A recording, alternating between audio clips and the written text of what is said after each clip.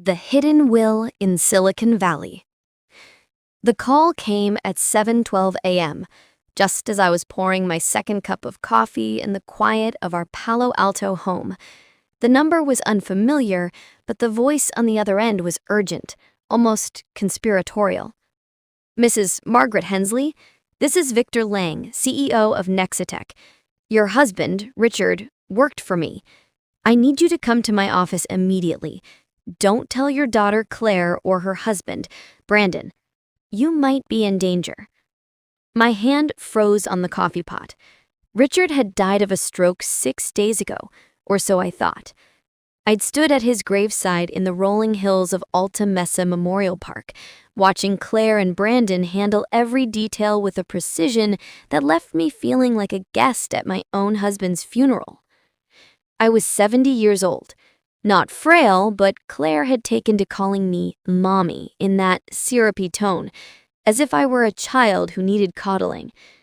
"Just rest, Mommy," she'd said at the wake, her manicured hand patting mine while Brandon nodded solemnly. "We'll take care of everything." Their concern had felt suffocating, but I was too numb from grief to question it. Richard and I had been married for 47 years. One morning, he was debugging code in his home office, muttering about Nexitech's latest AI project.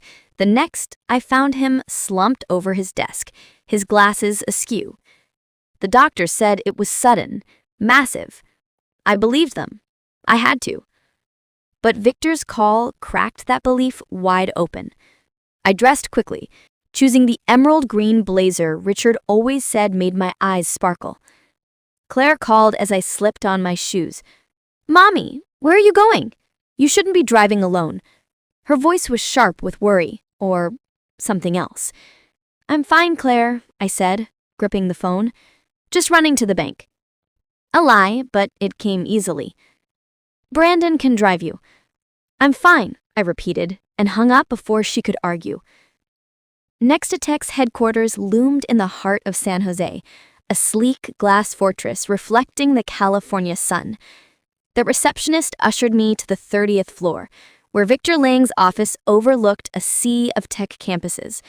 Victor was in his late 50s, with a tailored suit and the kind of calm authority that came from running a billion-dollar company. He stood as I entered, his eyes kind but grave. "Margaret, thank you for coming. Sit, please." I sank into a leather chair, my heart pounding. "What's this about, Mr. Lang?" "Call me Victor." He opened a drawer and pulled out a thick folder, placing it on the desk like a sacred relic. 6 months ago, Richard came to me with concerns, serious ones, about Claire and Brandon. My stomach twisted. My daughter? He suspected they were trying to manipulate him into changing his will and gaining control of your assets, your Palo Alto home, his Nexitech stock options, the retirement accounts. He opened the folder, revealing pages of Richard's meticulous handwriting, notes, dates, transcribed conversations. He documented everything. I shook my head, unable to process. Claire wouldn't. She's my daughter. Richard didn't want to believe it either, Victor said gently, but he noticed patterns. Claire and Brandon visited when you were at book club or the senior center. They'd push him to sign documents, power of attorney, trust amendments, saying it was to protect you if he died. He refused and they got aggressive. I flipped through the pages. One was a photocopy of a legal document, Richard's signature started but scratched out. It would have given Claire full control over our finances and my medical decisions. Another page listed dates. March 12th, Claire said mom's forgetting things, needs a caregiver, suggested memory care facility. My blood ran cold. I wasn't forgetting. I'd misplaced my reading glasses once, and Claire had made it sound like I was losing my mind. "Why didn't he tell me?" I whispered, tears stinging my eyes. "He wanted to be sure," Victor said. "He hired a private investigator. The evidence is damning." He slid a photo across the desk. Claire and Brandon at a Menlo Park cafe, meeting with a man in a cheap suit. That's a lawyer they hired to draft papers declaring you incompetent. The door burst open before I could respond. Claire and Brandon stood there, their faces a mix of shock and fury. "Mommy!" Claire gasped, rushing toward me. "What are you doing here? We were so worried." Brandon's eyes darted to the folder. "Mrs. Hensley, you shouldn't be stressing yourself with business matters." Victor stood, his voice like steel. "This is a private meeting. Please leave." Claire ignored him, grabbing my hand. "Mommy, you're confused. Let's go home." Her grip was too tight, her smile too perfect. I pulled away, my voice steadier than I felt. "I'm not confused, Claire. I'm here because Victor called me about Dad." Brandon's face paled. "Dad's dead, Margaret. You're grieving. This man is taking advantage." "Enough," Victor snapped. He pressed a button on his desk, and a side door opened. My breath caught. Richard. My Richard, alive? His silver hair unmistakable, stepped into the room. Claire screamed. Brandon swore. I nearly collapsed, but Richard was at my side in an instant, his arms around me, warm and real. "Margaret, my love, I'm so sorry." "How?" I gasped, touching his face, his shoulders, proving he wasn't a ghost. Richard's eyes hardened as he faced Claire and Brandon. "I faked my death to protect you, Margaret, from them." He gestured to the folder. "They were going to declare you senile, sell the house, cash out my stocks. They've been planning it for a year." Claire's mask cracked. "This is insane. Daddy, you're alive? This is a crime." "You're right," Richard said calmly. "Faking a death certificate is illegal. I'll face the consequences, but first, you'll face yours." He pulled out a USB drive. "This has everything.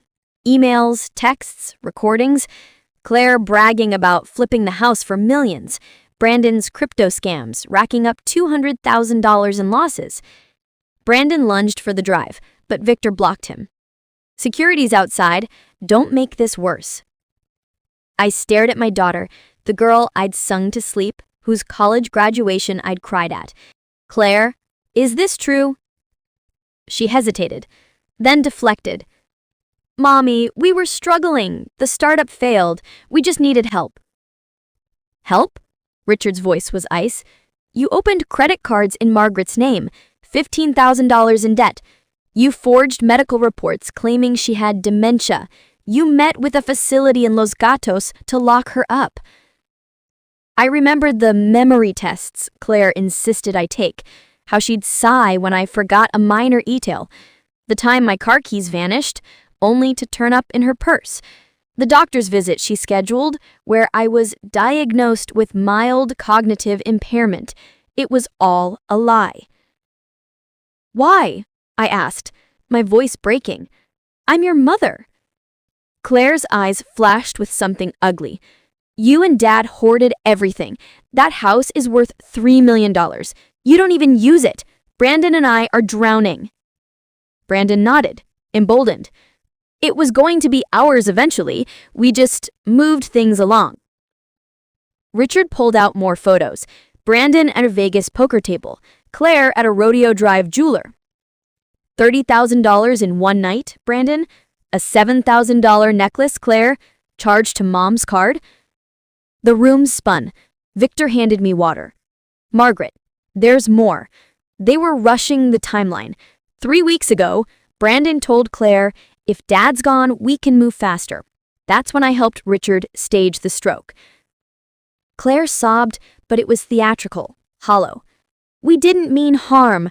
We love you, Mommy." "Love doesn't steal," I said, my voice strong for the first time in months. "Love doesn't gaslight. Leave, now." They hesitated, but security escorted them out.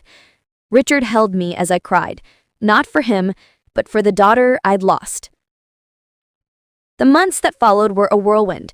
Richard faced fines for the falsified death certificate, but the judge, seeing the evidence of Claire and Brandon's fraud, was lenient. Claire and Brandon were charged with identity theft and conspiracy. Their startup collapsed. Their marriage crumbled. Last I heard, Claire was working retail in Sacramento, Brandon in debt counseling. We sold the Palo Alto house. Too many memories, good and bad. With the proceeds, we bought a vineyard cottage in Napa Valley, surrounded by rolling hills and grapevines. Richard tended the vines. I joined a local book club, made friends who didn't pity me. At 70, I felt alive, unburdened. One evening, as we sipped wine on the porch, a letter arrived from Claire. "Mom, I'm sorry. Therapy's helping me see how wrong I was. I don't expect forgiveness, but I'm trying to change." I read it twice, then folded it away. "What do you think?" Richard asked. "She's my daughter, but I'm done sacrificing my peace for her mistakes. If she proves she's changed, maybe. For now,